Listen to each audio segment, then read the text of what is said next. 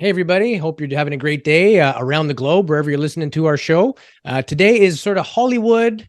Hollywood meets Canada, really. We've got an actor, comedian, gentleman who's been on TV and movies, who's also a UFO guy. And from what I've read about him, he's kind of gone up and down in his belief and skepticism. So I think we all do a little bit. I think that's healthy, and I want to get him to elaborate. So this is actually Jason's booking today. This is Mr. Dave Foley. I know, Jason, you've been a fan of this guy for years and years. Huge fan of Dave Foley since Kids in the Hall, News Radio. He did the voice in Ants. He's just a fantastic guy, funny comedian. But, I fell in love with the guy when I found out he was into UFOs as much as we are. And I'm like, this guy's cool. We got to have him on, right? Yeah, and I mean, he's just one of many people in Hollywood that are either believers in this subject or think it's plausible. And it's not just the sci-fi world. There's directors, producers, big name people that all think it's there, and people have seen things. And I mean, you look at the Tic Tac video, that was just off Catalina Island. So California area in general is a hotspot. And, that whole area of the U.S., New Mexico and Arizona, there's lots of stuff going on. And, it'd be interesting to pick his brain of kind of what's Hollywood's take on it, and as well as media and things like that. So we'll hit as many topics as we can. We'll chew the fat with our new friend, Dave Foley. And with that, we'll run our credits, and we'll be right back right here on UAP Studies Podcast. Let's do this.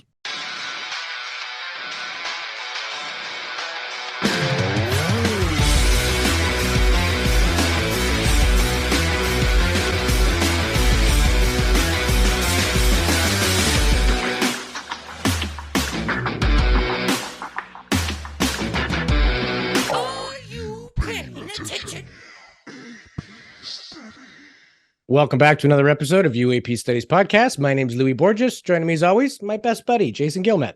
I love that you say my best buddy almost on every single episode. It's true. You know what I mean? Yeah, I know, but it feels good. It's just we start doing this show for fun as friends, and it comes through in all of our interviews, right? We genuinely like our guests too. We don't invite people on that we don't like or think are hurting the field. And today is a proud Canadian meets Hollywood. Dave Foley is a Canadian actor and comedian. He also produces, directs, writes. He was the co-founder of the comedy group Kids in the Hall, which turned into a subsequent TV show. He's also voiced some pretty cool animated characters in big Hollywood films like A Bug's Life and Monsters University. Appearances on It's Always Sunny in Philadelphia and Hot in Cleveland. I could go on and on. The fun fact I found about Dave is, and correct me if I'm wrong, Dave, but when you're on set, you can drink upwards of 50 cups of coffee a day. Is it true? That used to be true. I don't, not anymore, but definitely on News Radio, our props master, she clocked me at 50 cups. Wow. Are we talking little cups, or are we talking like mugs? I'm talking like 10. Basically, we're going 10-cup carafes of coffee, and I'd go through five of them. Okay. Wow. You must have had to pee the whole time. Oh, those days, no. When the bladder was still working. The bladder was superhuman back in those days. Awesome. Well, we're very glad to have you. We want to have some fun today and pick your brain on all things UFO related. I know you're an enthusiast, and you've done other big show appearances, like Joe Rogan podcast and everything else. So we appreciate your time. But for those of us, if there's a few people out there who aren't familiar with you, maybe tell us a little bit about yourself and what got you into the whole field of UFO interest. You covered almost everything that I've done. So, you've done a lot more than that. Comedian. Yeah. So I'm a comedian, which qualifies me in no way at all discuss UFOs, but yeah, I guess I've had lifelong interest in them, but it's an interest that's gone up and down in intensity over the years. I went up around the time of the Phoenix Lights. That kind of caught my eye, and made me think, well, that seems pretty unexplained, and the explanation seems pretty ridiculous. Yeah. So that got me going. Then I remember reading the Cometa report in the early 2000s from Paris, that basically the French study that came out and said, well, UFOs are real, and said that an extraterrestrial hypothesis was the most likely explanation. And I thought that got my attention. And then it sort of faded for a while until I saw James Fox's movie Out of the Blue about 10 years ago. And that was the first time I really that really led me by the hand through the real history of the UFO phenomenon and the story, and that it was so full of these really incredible, well, not incredible, credible people, credible military and government officials from all over the world. And, so it was that got me really taking it quite seriously after that. And that's been ongoing for about the last 10 years. Right. And then, of course, 2017, something happened. Yeah, it was huge. That New York Times article, which I really thought would change everything more than it has. But it's been remarkable how the conditioning, like how 70 years, maybe not 70, 60 years of conditioning to not think about UFOs is so effective that even now, after the Pentagon comes out and says they're real, no one seems to care in the mainstream of the public, I guess. Right. Which is weird. What do you attribute that to? Like, I heard you say on other shows that some people, they're just the average person has this total reluctance to even consider the phenomenon. And I think it was on Joe Rogan, you said that you have friends who read the New York Times cover to cover. If you ask them about something else on that day that 2017 article came out, they read that article, but somehow they didn't see the front page cover. They didn't even know. Now, and Jason made a good point. We were chatting before the show, and he goes, well, maybe it's like a religious thing. If you're not religious, front page news is something to do with religion. You're just going to skim by, and you may never. But why do you think specifically with something like UFOs that's so out there, what is it with maybe even like they're not intentionally doing this, but some people just gloss right over as soon as you bring it up? I think what I find is people don't, it's not even like that they don't read it or they ignore it. It doesn't register in their consciousness that it was in front of them. Yeah. That just those, like the letters UFO will cause that some part of their brain to shut down. So they don't even consciously absorb the information at all. And I think I think it is a direct result of a very deliberate program that was started in the 50s to debunk and ridicule and and put forward just any explanation will do, answers to what UFOs are, and to create a public atmosphere where anyone who does talk about UFOs is crazy, and will be ridiculed, and to the extent that not only that it can ruin your life. Yeah. And I think that attitude, and I think particularly amongst people like myself, left-wing people, we're even more reluctant to deal with it, because we like to think, because we really have bought the idea that we're the rational scientific ones, and so we'll ignore all the crazy people, and as a result, this incredible story is right in front of us, and people are just not paying attention. Like I'm still astonished whenever I talk to someone and they don't know about the Tic Tac event. Yeah, and you're right. It should have been a bigger issue than it actually turned out to be. And the stigma of UFOs, I mean, that's been built now for a long time. We know the CIA had a huge hand to play in that, to discredit people that saw UFOs. And even when you hear somebody say, I couldn't believe my eyes. Why? Your eyes don't deceive you, right? They've never deceived you before. And it's just the mind and our conditioning by society saying that you can't believe that this happened because nobody else will believe you. It's a weird psychological thing that we all do to each other, right? Yeah, I know. And I mean, it's getting better, but I definitely know that even now, if I start to talk, it's weird. If I start to talk about the UFO subject in front of some people, there is that sort of a glaze comes over their eyes. And just that quiet, that you can see them going, well, how do I get out of this room? What's the exit? Yeah. But if you can keep them on it for more than about 15 minutes, suddenly the glaze goes away, and you start to see that look of, really? And they go, this is happening, and and you can direct them to good sources of information. So I think it's possible to break through it, but it's really difficult, and people do want to, even once they do acknowledge it, they kind of want to expunge it from their minds as quickly as possible, because it's scary, right? It's confusing, and and it makes you question. You have to question everything once you accept that this is going on. Yeah. It reshapes reality, and it makes you rethink, like, maybe we don't have, I don't know if you guys were paying attention, but there was an article, I think it was NASA, they're saying that we haven't, or the recent NASA meetings, and we're saying, well, we haven't found extraterrestrial life yet. Okay, good for us. But what if they found us before we found them? Like, why isn't that being brought up as a question, right? It's like, there can only be one way that we'll find extraterrestrial life, is if we find them first.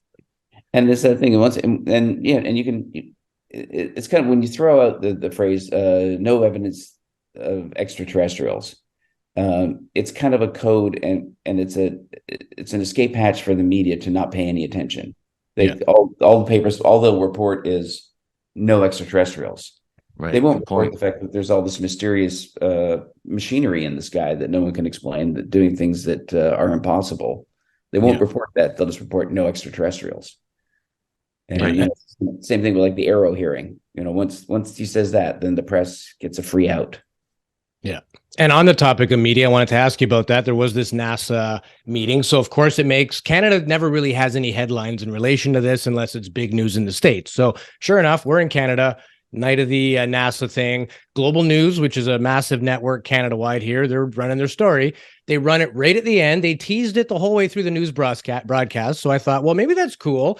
This is a growing topic. So they're kind of dangling that carrot as if it was some other big expose. So that's fine. And, you get that glimmer of hope that it's going to be a serious based topic. Sure enough, they start off with, clips of the X-Files and music playing in the background. I'm like, I thought we were over this. I thought this was pre-2017. It still happens. And I mean, there've been a few networks that have there's been ebb and flow. Like James Fox was on CNN. The first time it was all woo and cool music. Second time, I think he made a comment at the end of his first interview saying, next time, if you want to do a serious look, I'd love to come back. And they did have him back, and he did do that. So there seems to be change. But as much as we think there is, it's either the media is getting this directive, or they're the same people whose eyes gloss over and they're like, okay, stick it in the end after the puppy dogs, with, the cat doing tricks. So on a lighter note, UFOs. So like, what do you think about mainstream media? Are they helping in any way, or are they simply just hurting? They're not really helping at all. Yeah, I agree. And Canada, I'm sad to say, Canada does seem to be even further behind than U.S. coverage. And even more for me, sadly, that most of the coverage is coming from far right news or outfits. It's like News Nation and Fox, and so very little. Although at least with the NASA panel, I noticed it did get coverage on MSNBC, which was nice. And there's an NBC reporter named Gadi Schwartz, who is one of the few people that's actually in the mainstream media who's actually going out and covering the UFO story without playing the X-Files theme. Yeah, right. Because I know I've been watching that. I've been watching my buddy Jeremy Corbell doing interviews over this last few years, and it's especially he's been doing a lot of interviews with Australians, and it's been interesting to watch them gradually start. When he first would go on, it was the X-Files constantly, and they've gradually stopped giggling and started taking it more seriously and stopped playing that theme music. But it's taken years of Jeremy just saying, guys, this is real serious. Stop giggling. Yeah, we chatted with Mary Rodwell from Australia, and same thing. She does like studies and collects data and reports, and the numbers are the same as they would be anywhere else per capita, but the number of people willing to talk is far less. In fact, she said that there are single moms that don't even want to bring that up or tell anybody because they're scared that like Child Protective Services is going to take their kids away because they think they're crazy.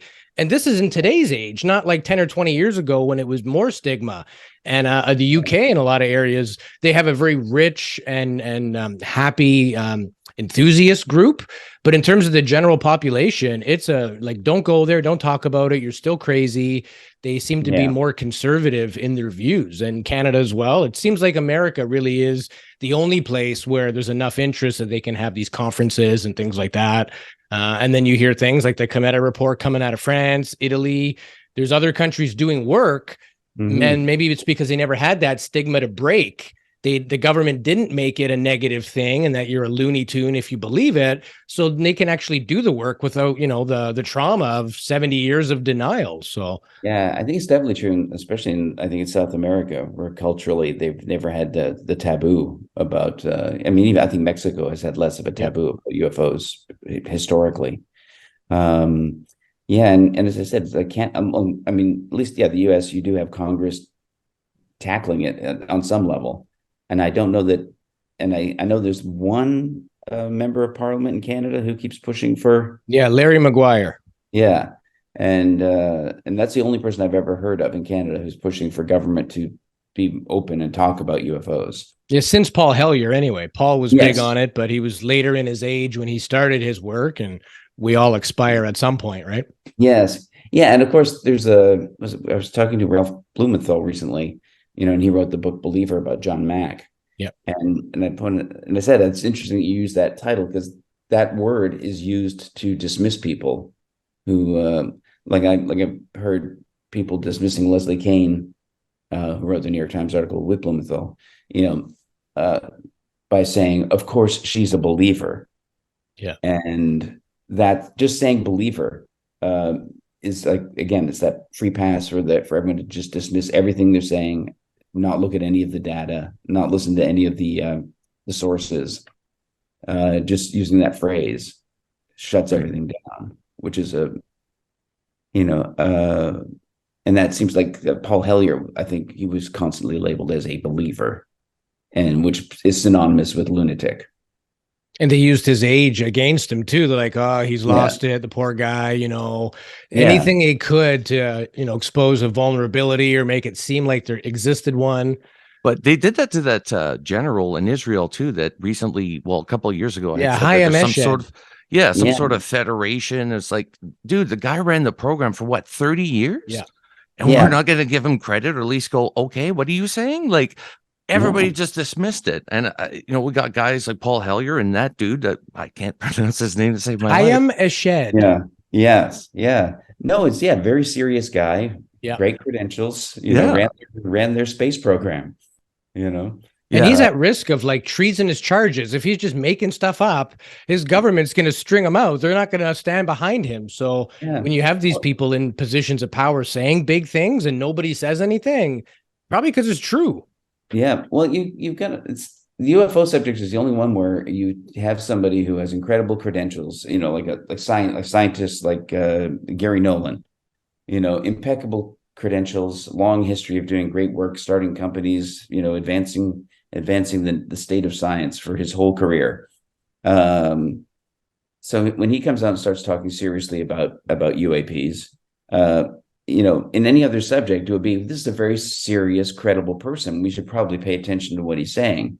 But when it's UFOs, the response is, we should dismiss everything he's ever done in his life. Yeah. The cancel culture. Yeah. We should downplay everything about this man. We should start disparaging his scientific achievements because he's taking UFOs seriously. Yeah. Yeah. And you mentioned John Mack. John Mack had a huge influence on me. I've always been obsessed with the alien abduction phenomenon, which I really shot myself in the foot because as a kid, I don't know if you remember this, but I would go to the library, and you guys probably went through this too. You would go to the UFO section, and it was almost like taking out porn. Like you didn't want to be seen, and you would bring it up to the front. You would hide the cover until you got to the front. And it was ridiculous, but John checked out a lot of porn. You got the whole system down. Well, we've all been there. We've all been there. Yeah. We didn't have the internet forever. You can speak your UFOs inside the porn. They're less taboo than the porn. I'm just reading jugs. I'm not reading UFO magazine. How did that end up there? I have no idea. Well, I might as well buy it while I'm here. Communion. Oh my God, I'm so sorry. But it was stupid because, throughout your teen years, you're developing, you're going through all these paranoid phases, and I'm reading about abduction phenomenon. I'm totally terrified to go to bed at night, Yeah. But John Mack had a huge influence. And he, again, he was a sort of a pioneer, somebody to push through all the stigma and said, look, there's something here. Because you mentioned this, I think was on Chrissy Newton, or maybe it would have been Joe Rogan, that you had changed your mind on the alien abduction phenomenon. recently, right? And yeah, there's something to it. It's either it's a new mental illness that millions of people across the world have, or it's actually happening. There's no in between here. Yeah. And it seems like, yeah, and I guess it's one of these where I didn't deal with it because because it is scary and it is, and it does seem weird. Uh, but after a certain point, I sort of went, well, if I'm accepting that these machines are in the air, I don't know who's flying them or what they're doing here, but if I'm accepting that they're here, then it's kind of illogical to just deny any possibility of abductions. Right. Because if they are from somewhere else, it makes sense they would abduct us. Why wouldn't they? Yeah. You're gonna, it just doesn't, there was no real logic to continuing to deny it. So I don't know what the abduction phenomena is. I don't know if it's, my sense is that it's something that is really happening. It is a physical occurrence that is happening to people. I think John Mack started to believe that it was something that wasn't necessarily happening in our reality, but it might be something that's occurring with these people in another reality or in another sort of plane of consciousness. And but I know who was it that wrote Missing Time? I'm blanking on his name now. Bud Hopkins? Bud Hopkins, thank you. Yeah. I know Bud Hopkins. I got you back. Yeah. Was on the other side of it. He and David Jacobs were very adamant that no, these people are physically being removed from their space. They're taken into a physical craft, and things are physically being done to them. And that is a dark part of the whole UFO story. Absolutely.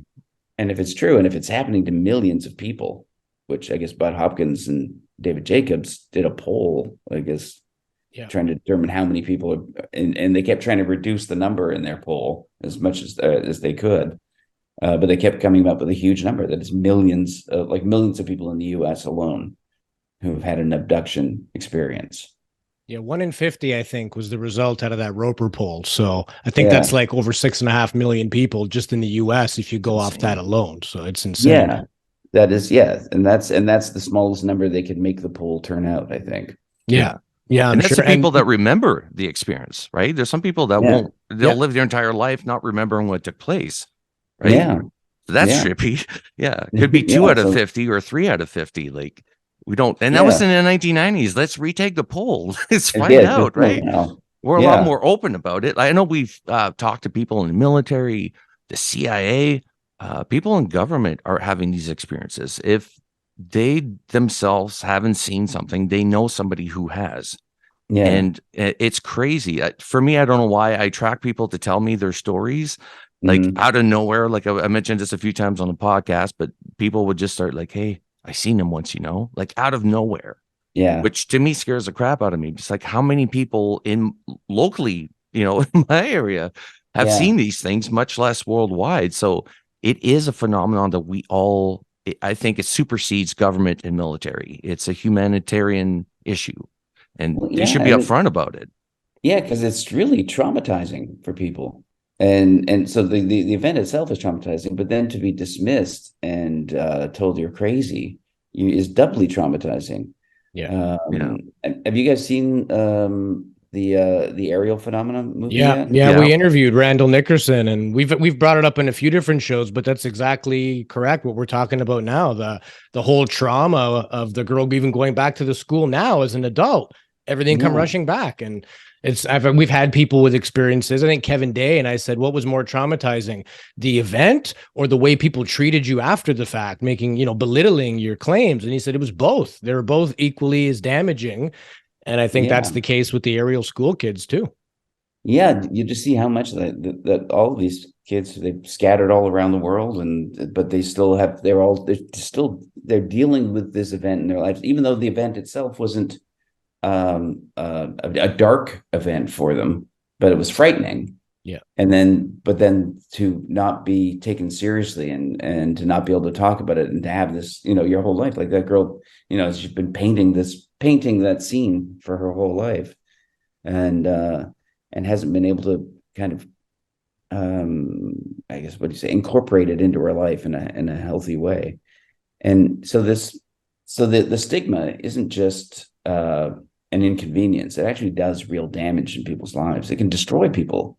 I mean, there's what was it, the scientist James McDonald back in the 50s, after in the 60s, I guess it was after Blue Book was shut down, because he protested and said there is a serious thing here, and we really should be studying this, and that the Condon report was a whitewash. So he was going public, destroyed his scientific career, and he wound up committing suicide like a year later. Right.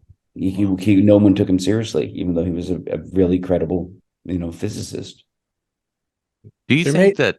Oh, sorry, Louis. Sorry, I was just going to say, we're mentioning the change that happens with people. There may even be physiologically changes. I know Dr. Gary Nolan, we interviewed him, and he mentioned that they're doing studies on regions of the brain, the basal ganglia and stuff like that, to see if, in fact, after a contact event, we have somehow changed. Like, there's areas of the brain that normally wouldn't fire. Now they fire like crazy. And the only thing they can find common to that are like yogis or people that are trained in like deep tantric yoga, and guys like Deepak Chopra that can just go into these really deep meditative states, and they can activate those parts of their brain.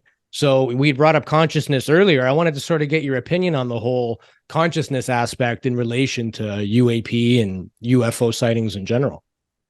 Yeah, well, it definitely seems to be a big part of it. I mean, and I actually, after all these years, I actually did have a UFO experience, like a year ago, January, with Jeremy Corbell. He and I were out walking his dog, and we saw what was a UFO. We saw this orangey golden craft traveling in this big half circle around this valley. And one of the things that was really interesting about it was that it seemed to be interacting with our consciousness. It seemed to be controlling our emotional state as we were viewing it. Like, because neither one of us got excited, and neither one of us took a picture of it, and neither one of us spoke for the entire event, except for at one point when Jeremy just said, unprompted, "I'm not even going to take a picture." Like he was responding to Jeremy Corbell said that. Yeah. Wow. Yeah. And, this is a guy who practices getting his camera out as fast as he can so that he'd be ready for this sort of thing. That's crazy. Yeah. But yeah, so it definitely felt like all of our emotions were being tamped down, and we were just very quietly watching, and just, it felt like the idea was that we were just supposed to be quiet and pay attention. And, and then again, the next day I went to my iPad to try and draw it, and I can't draw at all. I have no artistic ability. But within 15 minutes, I was able to find the app I needed, find all the tools within the app I needed, the colors I needed, the effects to get the right sort of softness of it, and was able to find everything I need in 15 minutes, draw exactly what we had seen. And it's beyond my actual abilities to do that. So you've been upgraded. Yeah, and I think if I tried to draw it again now, I probably couldn't. You were meant to do it at that time. Yeah. So I was able to send it to Jeremy and say, "Is that what we saw?" And he said, "Yeah, that's exactly what we saw." But it's crazy that because we hear this often, obviously, in the world of ufology, how these crafts seem to operate in a way that we're like, oh, that's not a big deal, or control masses. Like there's that event that took place at I think it was a drive-in theater in the 1990s, where everybody saw this massive craft and nobody moved. They're just like, like it's nothing. And that's the part that's concerning. It's like, okay, are we in control of the consciousness, or do they just take control of it once they're around? That's the scary bit. Well, that's the thing, is I think we're realizing that consciousness is a trickier subject than we ever imagined. And we're only in the early stages of realizing that consciousness has effects outside of our brains. Right. There's like Princeton's been doing their global consciousness study for over 20 years now, where they look at how human consciousness and attention affects random number generators. Yeah. I did not hear about that. That's cool. Oh, It's yeah. like Dean Radin and I think it's the Center for Noetic Studies or something it's called. They've been doing that for quite a few decades now, seeing, things like entanglement and if you can affect random number generators. And I don't know if they're any closer to the answer, but apparently it works. There's something to it. Yeah, I don't think they know what the mechanism is that's at play, but they just keep piling up more and more data that it works. And coincidentally, they set up the global study right before 9/11 happened. So they had set up all these random number generators all over the planet, and to monitor what happens when large numbers of people are paying attention to a single event. And then on cue, 9/11 happened, and all of these random number generators all around the planet started going off randomness to an extent that I think they said the likelihood of it was in the billions to one against that the machines would all do this. Wow. And they've been piling up the data ever since then. I think one of the events that they listed was Pierre Trudeau's funeral, when Justin Trudeau was reading the eulogy, because they said almost every single Canadian was listening to the eulogy at the time. Yeah. And so also the random number generators in Canada went off randomness at that moment. That's crazy. Yeah. So what do you make of like the CE5, in terms of everybody putting their attention on the same thing and trying to have manifestations and all that? Do you think it's possible? Do you think it's a good or bad idea? What do you think? I think it is possible. Well, one of the things that's about my experience was that right before it, I'd been just looking at all the commercial air traffic off in the distance and thinking what a beautiful clear night it was. The stars are very bright. I don't even think there was a moon in the sky. And I said, this would be a great night to see something. And 3 minutes later, Jeremy said, Dave, turn around. And there was this thing in the sky. So it seemed like we asked for it and it showed up. So I think, and I definitely know there's a lot of groups. I know in Los Angeles there's a group that gathers. I've never gone out with them, but I've heard they gather in Los Angeles and do summoning, they call it, and it seems to work. They seem, mostly it seems like they summon these sort of spheres of light. I don't think you need to pay anyone thousands of dollars to learn how to do it. I would caution people not to do that. Good advice. If somebody would wants also to caution people not to do that. Yeah, if someone wants to charge you thousands of dollars to go out to the desert and, just especially if you have these inherent abilities just as a human being, you can just train them, or maybe we had them and then they kind of got dumbed down through the process of growing up and, conditioning from external sources. But we all are a little bit psychic, and that's the point of those random number generator tests and ESP. I think if there's 5 ESP cards, the average person will get 2. Some will get more, some fewer, but still, even to randomly guess 2 out of 5, those are high percentages, like for people that are quote unquote not psychic, Yeah, no. And look, and Stanford had some pretty amazing results with their remote viewing studies, that again, people will bring those up to dismiss people that were involved in them, but they got results. Yeah. Right. So it's, and they nailed. Yeah, and they nail, like they'll give them a geographic location, and like, I'll just go there. I don't understand how they do it personally, but that's pretty trippy because they'll give them details of what's taking place right now. Like, how is that possible? You're thousands of miles away. And they try to trick them too. They don't just take these people's word at face value. They'll give them some random coordinates for a gas station somewhere just to see if the guy's going to say, oh, it's an underground base, like they're already going at it with a skeptical mind because they know that people in peer review are just going to shred their work if it's not legit. And a lot of people, I think they have these abilities, maybe aren't as polished. I think it's a very small percentage that can actually do it. And I formed this opinion off of chatting with people in that field, people who are trained remote viewers and have connections with some legitimate big names.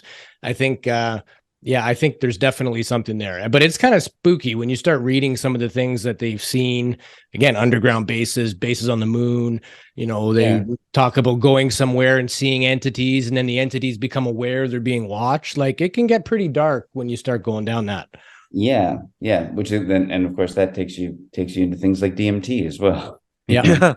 The possibility that that what people experience when they do DMT might be connected to the UFO phenomenon. That the entities that are experienced there may have baby tied into all of this. So, very much consciousness may be at the root of all of this. Right. And I mean, there's Donald Hoffman who's been doing his studies about evolution, where he believes that evolution, not only did evolution not lead us to have senses that allow us to perceive reality as it is, that evolution actually prevents us from seeing reality as it is, because there's no fitness outcome to it. There's no need to see reality. Right. And we only need senses to get us, to let us know if a tiger's going to eat us, to let us know if there's something we can eat, and if there's someone we can mate with. And those are the only senses. Or the other way around, right? Yeah. So those are the only so our senses. Those are the only things we need senses for. Right. So we, and I don't understand his theory, but he thinks that the base unit of reality is conscious entities. And I have no idea what that means or what he's talking about. And I've heard him talk about it several times, and I still don't get it.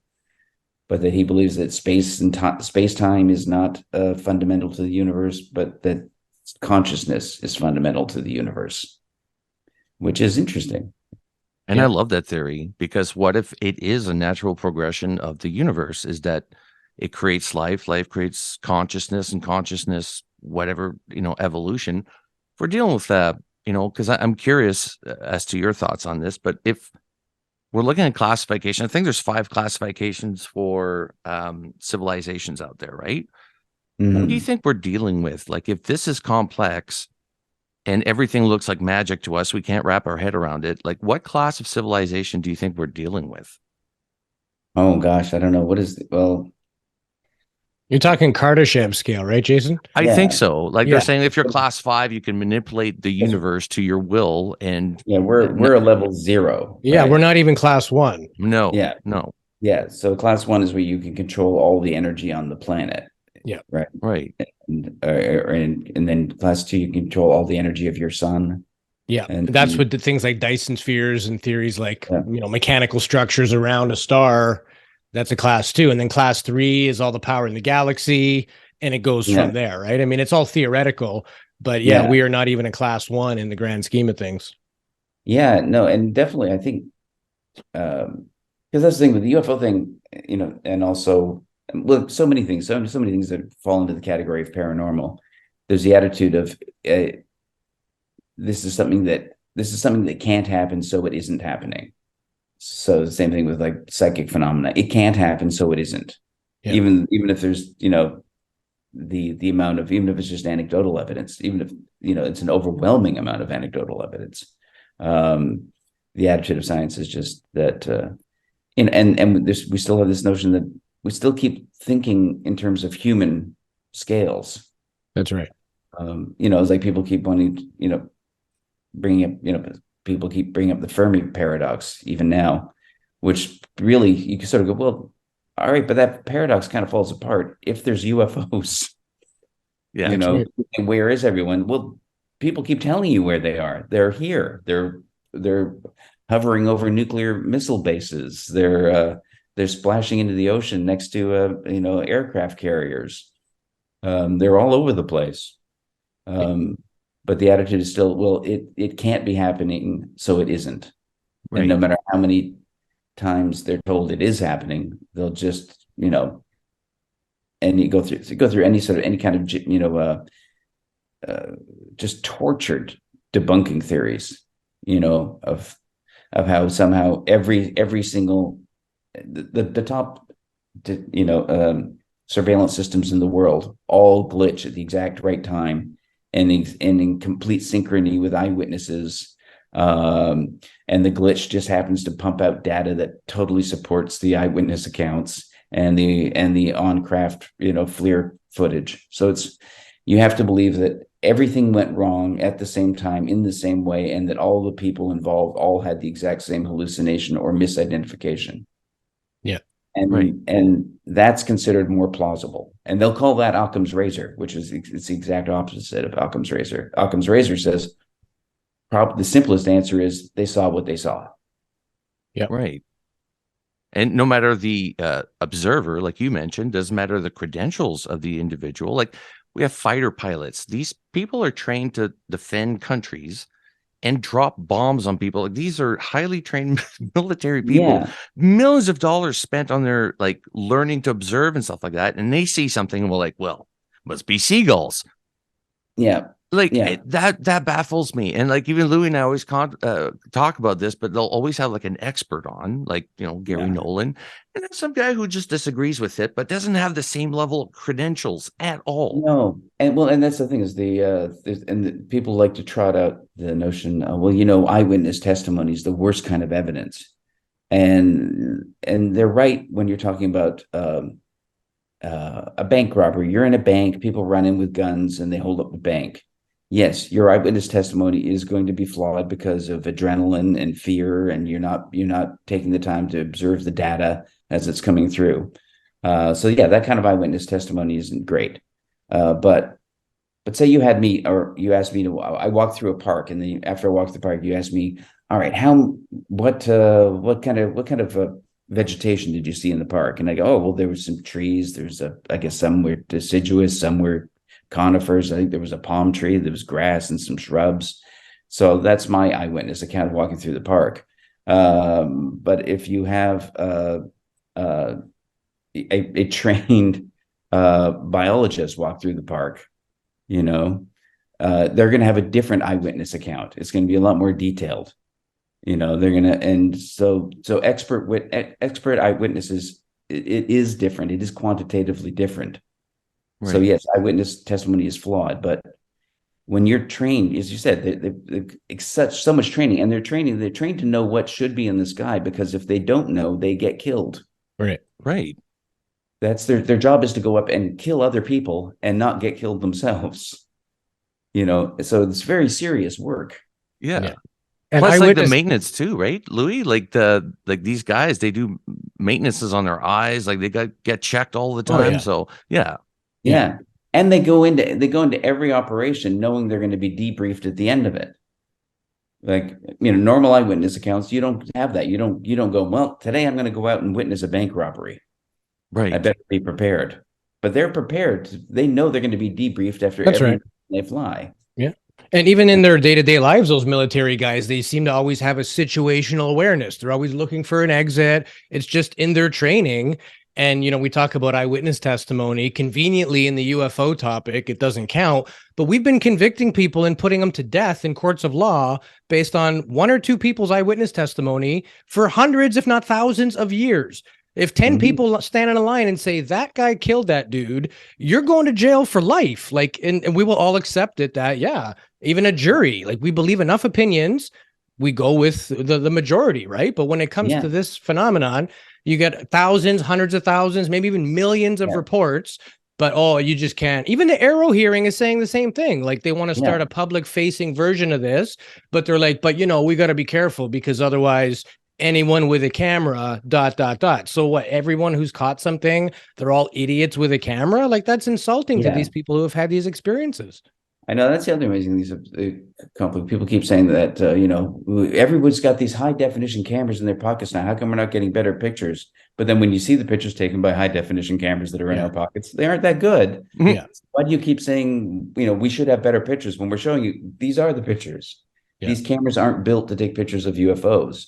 Like try to take a picture of an airplane in the sky. It won't look like anything. Yeah. Or try to take a picture of the full moon. You'll never be able to convince anyone the moon exists based on that. Good point. And that happened to me last October. There was a light in the sky. It was there for, 5 minutes. I didn't think anything of it. Came back 20 minutes later, still there. So I called Jason, filmed this thing real time. He checks all the air traffic. He's like, there's a windstorm happening. All the planes are grounded.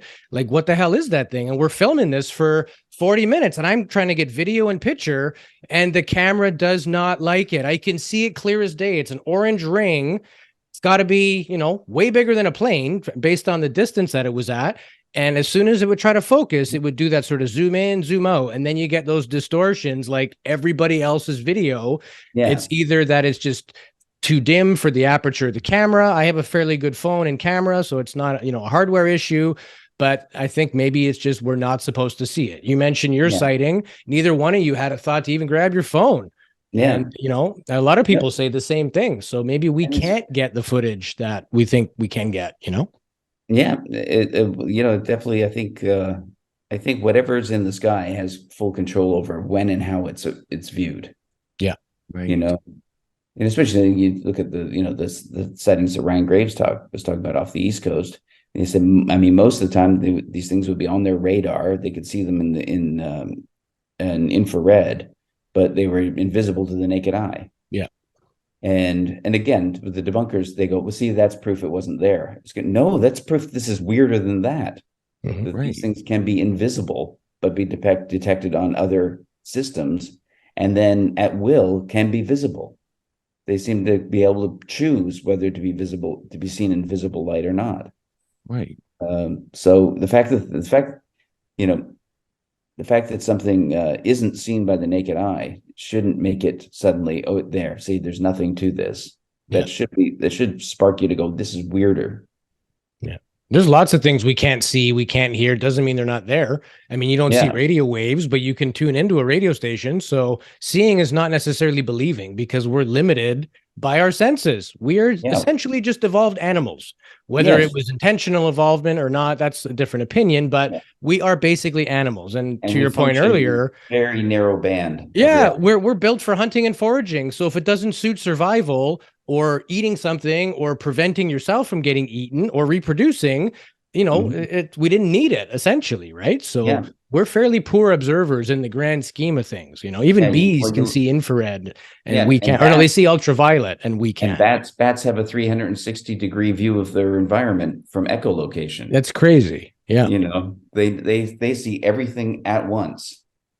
That's not through sound that turns into vision. Yeah.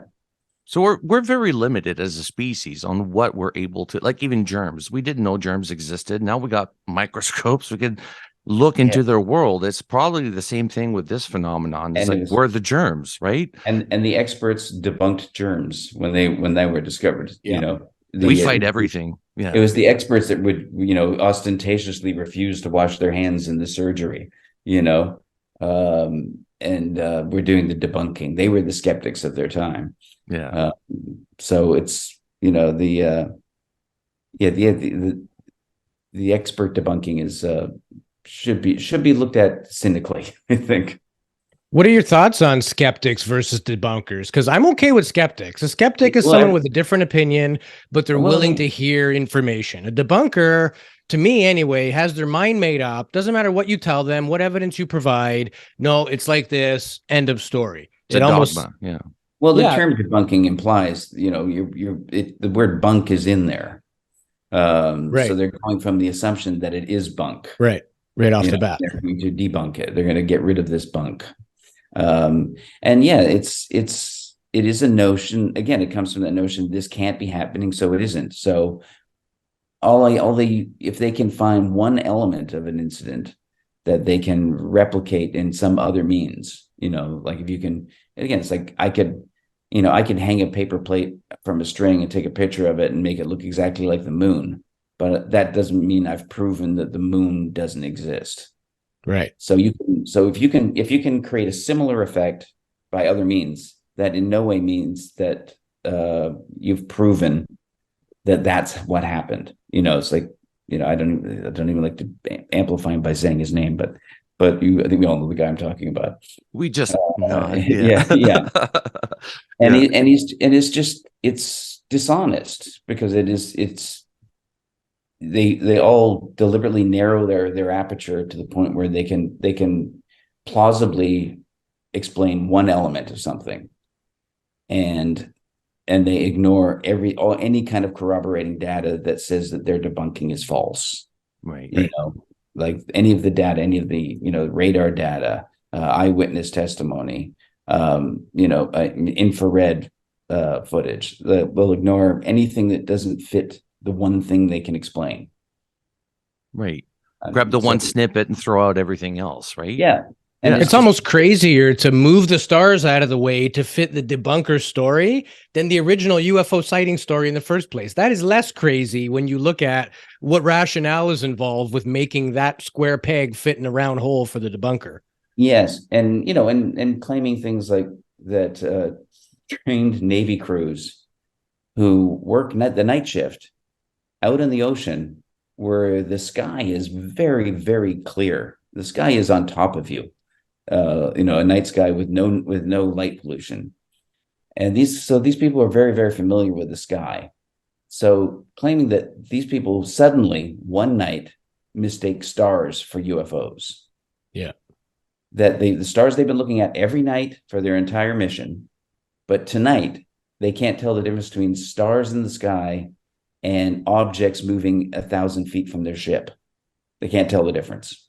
And making 90-degree turns. Yeah. Yeah. And they all went crazy at the same time. The entire battleship went nuts. Yeah. Yes. Yeah. Yeah. Several ships. Yeah. That's right. Yeah. The 2019 swarming, and even then they'll say, oh, it was Chinese drones come from a merchant vessel. And you go, well, if that's the case, we've seen what happens when the Chinese have something in our sky and we know it's the Chinese. We saw the spy balloon. That's what happens. Wall-to-wall coverage. It gets shot down. Diplomatic visits to China are canceled.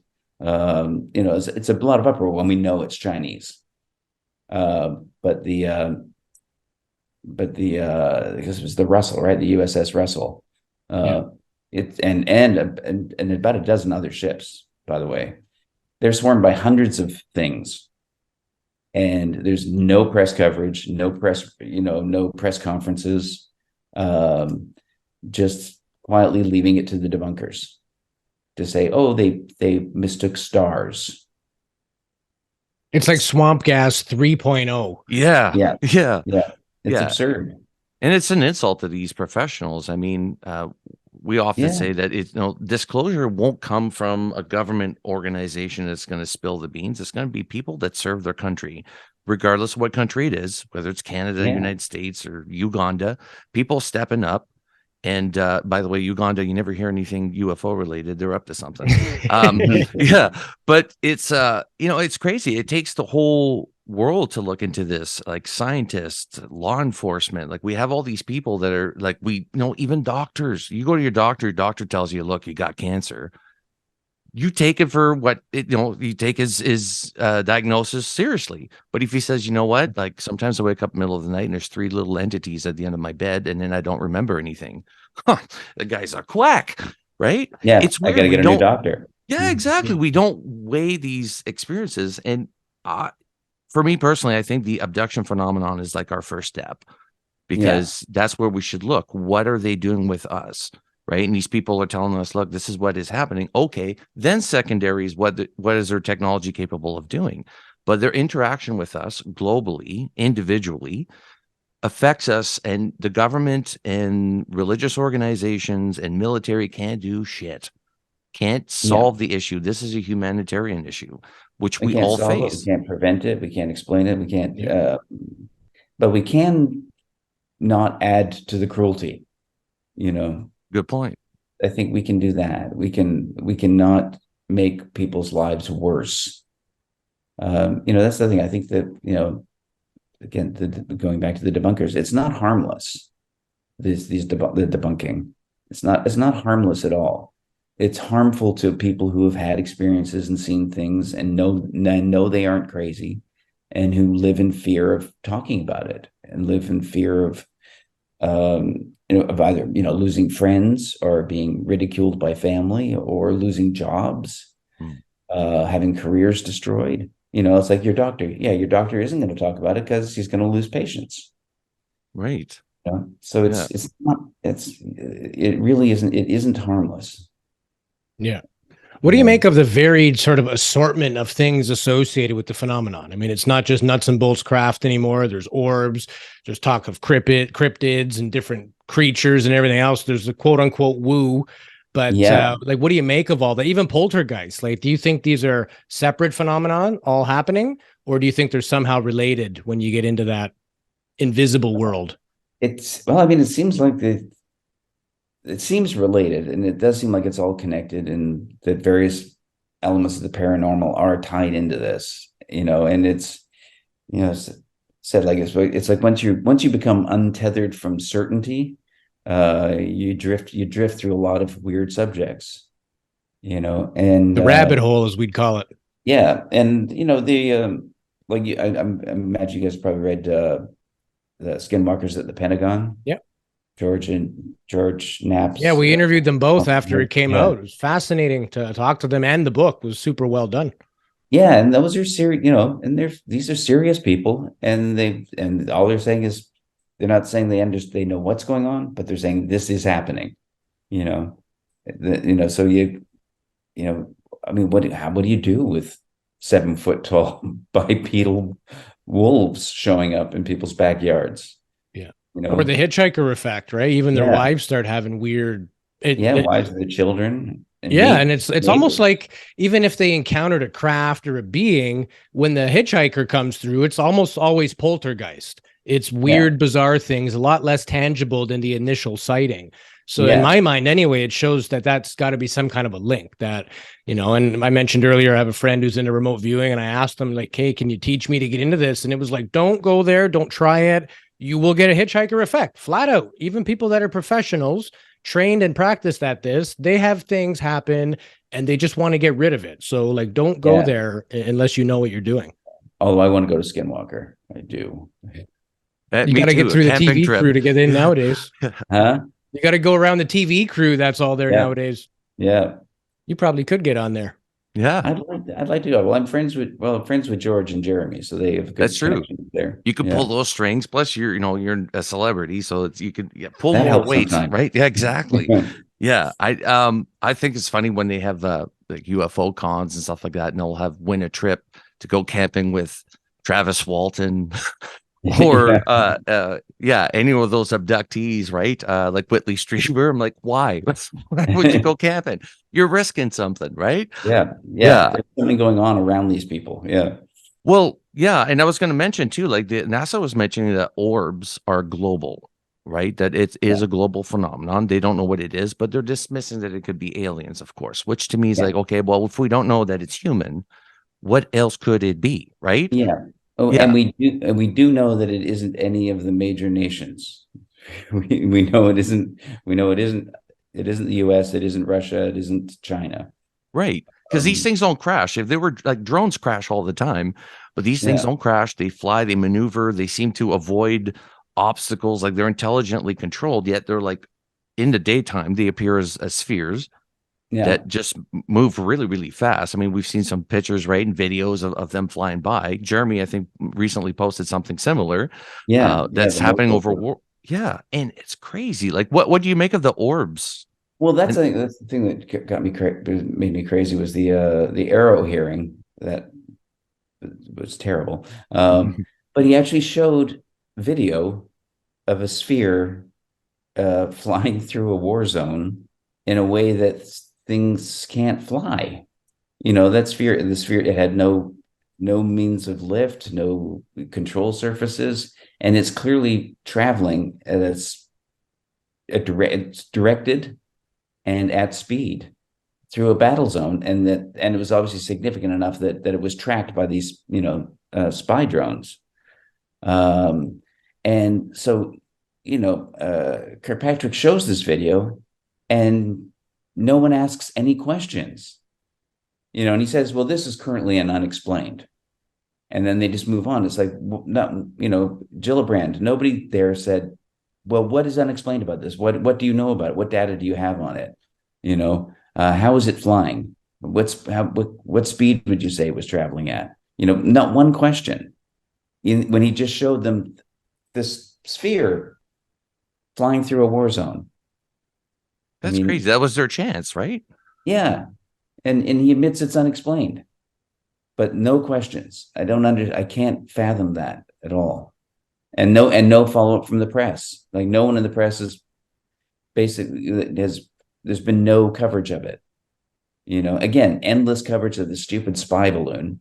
Right. Yeah. But nothing on this thing that he, the head of Arrow says they can't explain. And clearly this is a video of something that should not be moving the way it is. And it clearly is not a balloon. It's not moving in any way like a balloon moves. Or swamp gas. Yeah. Or swamp gas. Do you remember the first Arrow hearing? They showed a little video clip of something. It was just like a quick zip. They had to rewind it. And it's like, that was, I guess what they were trying to say is this is the best we got. Like, these are the videos people are asking us to investigate. But you have the Tic Tac and all these Pentagon released videos. Why wouldn't they use that? Like, we know they have footage. We've seen the footage, and they have better versions of it, longer and better quality. Yeah. But, when they put forward that as, it's almost, again, to poke an eye in everybody who wants to see something happen here. It's kind of like, hey, everybody, we have to do this. This is what we're talking about. You see how stupid it is. Let's just move on to something more important now that we've given these guys, they're diminishing the effect and what's actually going on. Yeah, no, it's a great disservice, and it's great. It's dishonest. It's I think everyone at this point knows that Arrow is getting a lot more information than they're feeding back to the public. We all keep hearing about these whistleblowers that are going and giving testimony. We've all heard Ryan Graves' testimony, David Fravers, and Alex Dietrich's testimony. We all know, and basically, anytime there's a hearing and they don't talk about the Tic Tac, they're avoiding it. That should be questioned every single time. So what do you know now about the Tic Tac? How have you, what are you closer to explaining it? What's the data? So if they keep trying to come up with something that's going to be boring for the public. They just keep trying to make it boring for the public, which is exactly what the Robertson Commission said they should do back in the 50s. Demystify it, debunk, explain any mundane explanation that you can come up with will do. And we're still in that exact same space. What blows me away is like even the Rendlesham Forest incident, where these military personnel were right next to the bloody craft, and then you got people. No, it was a White House, not White House, a lighthouse. At the end, it's like it's an insult. Yeah, it's an insult to these men and women, and the medical injuries that some of those guys sustained to this day that are still proof of something happening. Yes. And he finally got it on the record that he finally got paid. For the took him almost 30 years to do it, but saying it's a lighthouse. So trained professionals, they make notes. They're up close enough to draw pictures of what they're seeing, but somehow tape recorder too, right? Yeah, the tape recorder. He's recording it all, but somehow it's a lighthouse that they're all very familiar with, that they've seen every night. That they've been on this base, they know this lighthouse very well.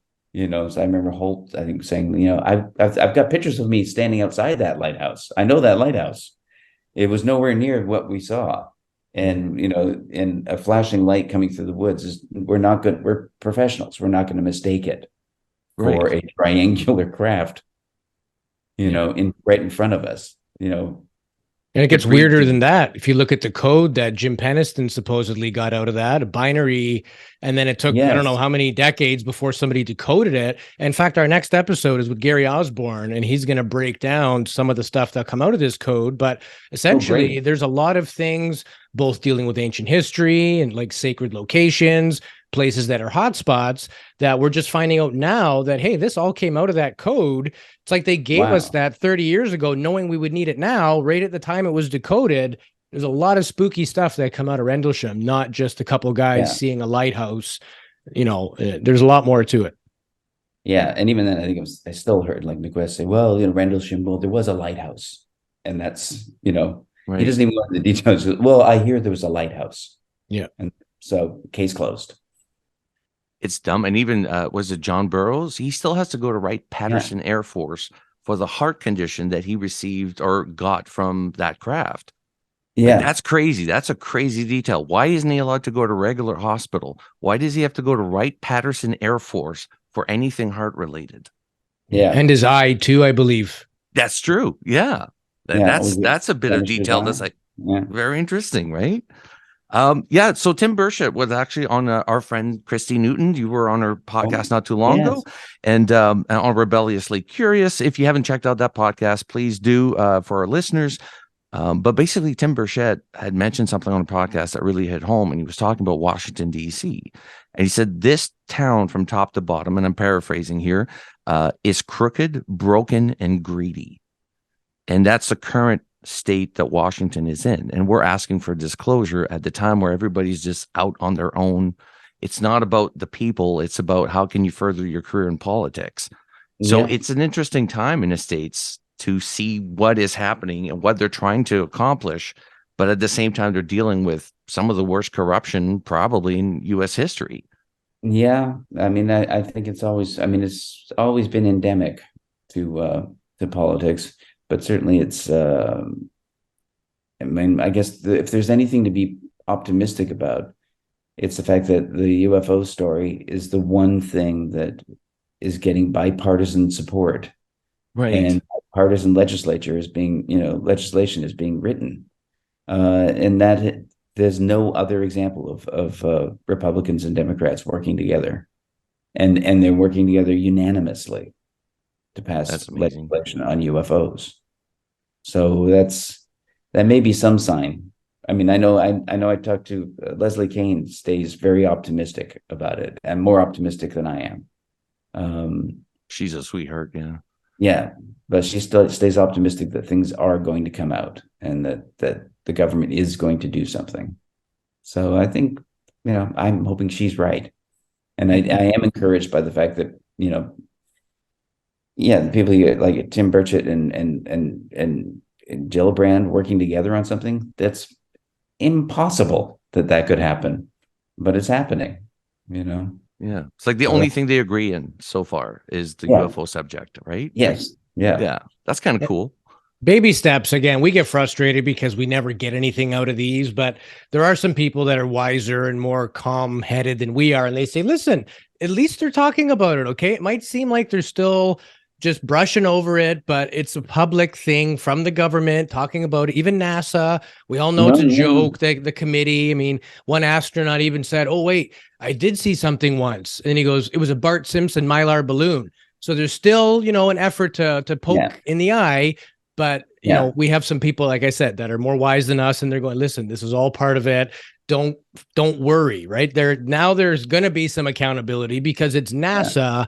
You're not going to be able to say we don't know, right? Unless you want to make yourself look totally useless and obsolete. Yeah. Well, I think Jeremy Corbell actually said one thing I thought was true, like trying to take the positive note out of that hearing was at least they're pushing for the destigmatization of the subject. Yeah. And they're saying that we need to get rid of the stigma in order to improve the reporting and improve the observations and get better data. So we need to get rid of the stigma. So if nothing else, if they at least, making Bart Simpson balloon jokes doesn't help get rid of that stigma. Or just get rid of that guy. We can get rid of him. but if they truly do help diminish the stigma of talking about and reporting, then that'll be a good thing. Yeah. Even if we don't get the disclosure we want.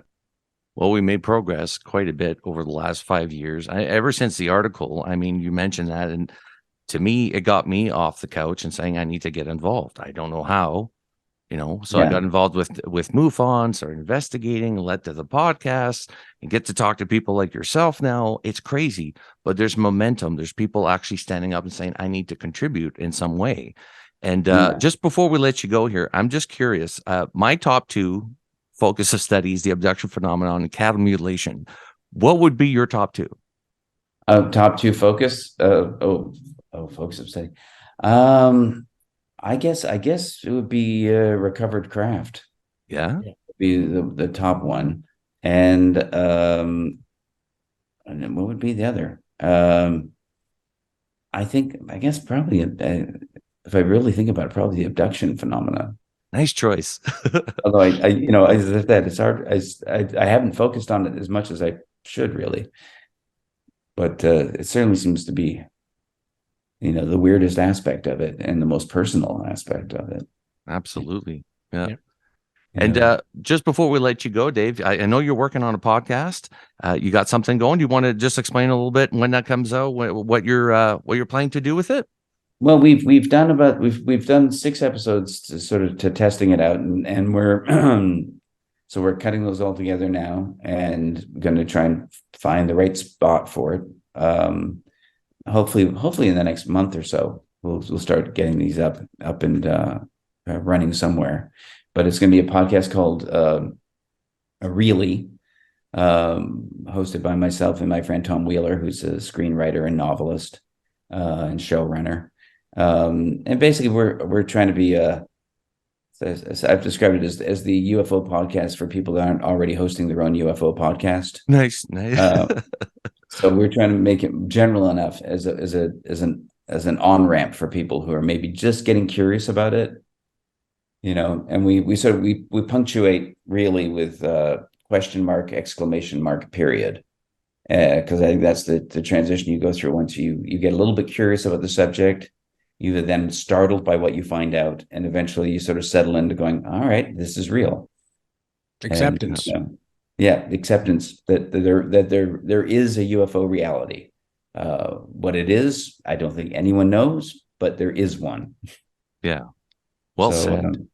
So we're just going to try and basically just be an approachable on-ramp for people who are just getting curious about the subject.